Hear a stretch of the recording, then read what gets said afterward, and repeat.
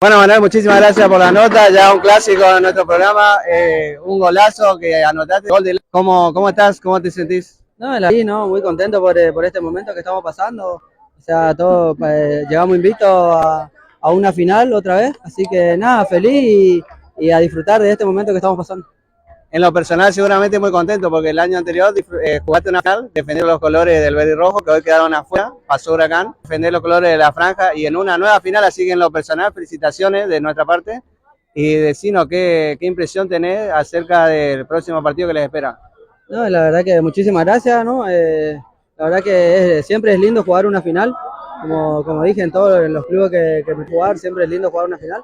Pero con estos colores es algo muy especial para mí, ¿no? Porque me crié acá, hice inferior acá y nada, llegar a una final con Guaraní es lo mejor. Bueno, muchísimas gracias, Manuel, felicitaciones y a disfrutar con la familia. Dale, muchísimas gracias a ustedes, saludos a todos ustedes los futboleros que siempre están ahí presentes, nada, y a disfrutar que se viene una nueva final.